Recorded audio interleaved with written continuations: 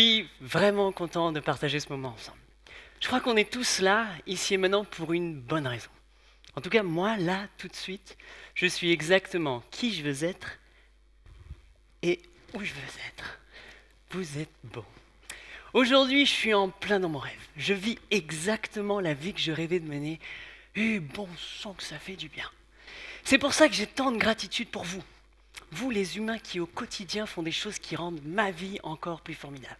Alors du fond du cœur, merci, merci, merci, merci. Mon rêve à moi, c'est de vivre pleinement mon expérience humaine. C'est d'avoir toujours le sentiment d'être au bon endroit et au bon moment. Et a priori, ben j'y suis. J'ai aussi une condition particulière. J'ai le besoin viscéral d'œuvrer pour quelque chose de plus grand que moi. De prendre soin de la planète et donc de nous, avec un grand N et beaucoup d'amour. Et c'est ce nous collectif qui donne du sens à ma vie. Au final, je veux juste offrir le meilleur de moi-même, saisir les opportunités quand elles se présentent et m'épanouir pleinement. Je suis en apprentissage perpétuel. Je me et je nous dis oui. Alors je vous explique un peu à quoi ressemble mon quotidien et comment je fais du bien à la planète tout en kiffant. En ce moment, je vis à la campagne dans un petit village et je donne naissance à un lieu de vie sur un terrain que je loue à la mairie. C'est un morceau de notre planète sur lequel je cultive toutes les possibilités et où on dessine l'avenir ensemble. Car ouais, je crois vraiment que le meilleur est à venir, les amis. Bon, ça demande beaucoup de travail. Il faut nourrir les plantes, le sol, les animaux, les humains, planter, récolter, transformer, réparer, éduquer. Bref, tout un tas de trucs qui prend énormément de temps dans la journée. Le truc, c'est que je suis aussi un homme moderne. J'aime passer du temps sur Internet, faire des vidéos, créer, écrire, lire, m'éduquer, me balader en famille, bref, kiffer ma racine. La créativité m'est absolument cruciale. Ça met de la couleur dans mon cœur. Je dirais même que c'est le terroir de mon existence. Et puis je vis aussi dans une réalité économique où j'ai des frais, des dépenses et un avenir à assurer. Je dois donc trouver un moyen de générer de l'abondance. Alors, comment fait-on pour combiner tout ça? Comment vit-on son rêve ici et maintenant? La première chose à retenir, c'est que je crois que c'est possible. En fait, je crois que tout est possible. Sop kuch milega, comme me disaient les Indiens. Pour moi, il n'y a pas vraiment de problème. Il n'y a que des opportunités à saisir. J'ai d'ailleurs l'intime conviction que tous les problèmes attendent des gens qui se disent enfin oui. Je vous dis ça parce que c'est à coup de oui que j'ai ouvert le champ des possibles. Ce qui a marché le plus pour moi, c'est l'art de multiplier les fonctions.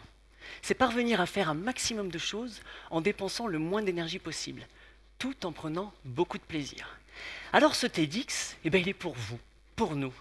J'espère bien que vous allez choper 2-3 techniques de ninja pour vous dire encore plus oui.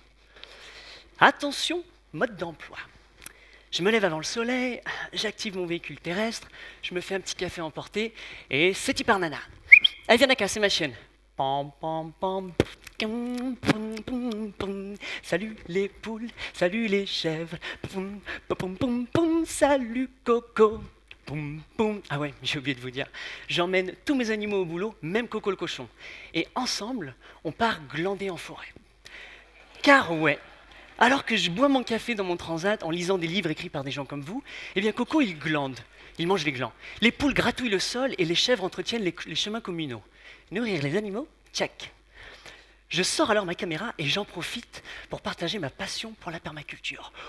Salut les amis, c'est Bababert. Et blablabla, blablabla, blablabla. J'observe, je médite, bref, je passe un moment privilégié avec moi-même. Temps personnel et créatif, check. Et puisque je suis déjà sur place et que j'ai un peu de temps libre, j'en profite pour incarner ma plus belle croyance. Je crois en effet que l'humain peut être un agent de construction massive. Je, tu, nous pouvons ajouter de la vie et de la fertilité partout où nous passons. Alors, j'épaissis et amplifie le déjà existant. Je greffe des arbres fruitiers dans les haies sauvages, je tresse les ronces pour créer des niches écologiques, et au passage, je croque tout un tas de fruits pour replanter les vergers de demain. Au même moment, ma tribu animale transforme tout ce qu'elle mange en matière organique, en caca quoi. Et ça, c'est de la nourriture pour le sol. Ensemble, on dynamise le vivant. Balade matinale, petit déjeuner et entretien de la planète, tchac. Je rentre au bercail et je m'assois devant mon ordinateur pour diffuser mes nouveaux blablas. Je réponds aux questions des apprentis jardiniers et je lis les témoignages ultra touchants de ceux et celles qui se sont dit oui. À chaque fois que je vais sur Internet, j'ai l'impression que le monde va mieux. C'est 10 heures du matin et j'ai déjà rayé toute ma liste de choses à faire.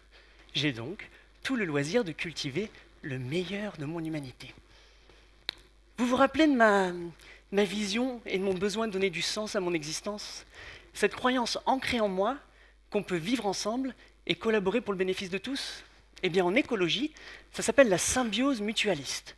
C'est quand deux êtres vivants s'associent pour rendre leur vie encore plus formidable. J'adore, j'adhère et surtout, je crois qu'on peut mieux faire. Alors, je passe le reste de ma journée à entrer en symbiose avec le vivant. J'appelle cette pratique le corps à corps. Et ouais, c'est pour moi un acte volontaire, solidaire et évolutionnaire. Je suis au service de notre planète partagée. Et puis un jour, j'ai eu une épiphanie. J'ai réalisé que si je voulais avoir un impact positif sur la vie, il fallait que je trouve un problème à résoudre. Alors bonne nouvelle, les problèmes, on en a à l'appel, et il n'y a plus qu'à démultiplier les fonctions de nos solutions. Pour ma part, j'ai réalisé qu'il y avait de moins en moins de biodiversité dans les campagnes. La population vieillit, les jeunes vont chercher leur bonheur et leurs légumes dans les villes, on ferme les écoles, les haies sont arrachées au profit des grandes cultures, les produits chimiques infiltrent les cours d'eau et il y a de moins en moins d'habitats pour les animaux. On assiste à une dégradation progressive de nos campagnes. C'est aussi très facile de montrer du doigt ce qui ne marche pas. Le truc, c'est qu'à chaque fois que je montre du doigt, il y en a 3 qui reviennent vers moi et qui me disent « Et toi, Baba, qu'est-ce que tu fais pour changer ça ?» Alors, puisque je peux mettre en mots cette décadence, je peux certainement lui apporter de la résilience. J'ai donc commencé par conserver et préserver la nature. Puis je me suis dit que je pouvais faire mieux, amplement mieux. Je peux aggrader. Yes, c'est le contraire de dégrader. Quand on agrade, on encourage le vivant, on augmente la fertilité et on enrichit la biodiversité. En clair, on accélère les processus naturels. Bon, il faut savoir que les écosystèmes se régénèrent tout seuls et à leur rythme, quand on les laisse tranquilles. Le truc, c'est que moi, je suis un peu pressé et surtout, j'ai de l'hyper-créativité à partager. Alors, comme il me reste 10 heures par jour, eh bien, autant les mettre au profit de tout le monde. Le truc, c'est que je ne peux pas ni ne veux pas faire ça tout seul. Moi, je ne suis pas un super-héros après tout. Sauf aux yeux de ma fille Mycélium, bien entendu. Par contre, je sais cultiver et collaborer. Alors, je laisse les autres être aspirés, puis inspirés. Il faut savoir qu'il y a 2 façons de guider un groupe. Soit on les pousse dans un sens, soit on les laisse nous suivre. Alors moi, je vais dans ma direction et qui sème me suivent. C'est donc en famille qu'on transforme un ancien champ agricole en jardingle. Ouais, c'est un mot que j'ai inventé. J'agrade aussi la langue française. C'est un jardin-jungle, un jardingle. On appelle ça une forêt comestible en permaculture. Je ne pouvais pas choisir entre vivre à la campagne ou dans la jungle, alors j'ai fait les 2 en même temps. Notre succès vient du fait que tout le monde est libre d'exprimer son talent, son entièreté et quelque chose de très important, son essence. Et même si ça semble un peu chaotique au début, on finit toujours par s'accorder. Les plantes grimpent les unes sur les autres, les insectes trouvent leur bonheur dans les fleurs, les oiseaux pondent les générations de demain, et les humains ne s'offusquent plus des mollusques. Tout le monde a sa place, même mademoiselle la limace. Car c'est tous ensemble qu'on donne naissance à cette jungle comestible. Et c'est là que la magie de la synergie agit. Time out. En parlant de synergie, et ce TEDx, c'est exactement ça. On fait un corps à corps au final.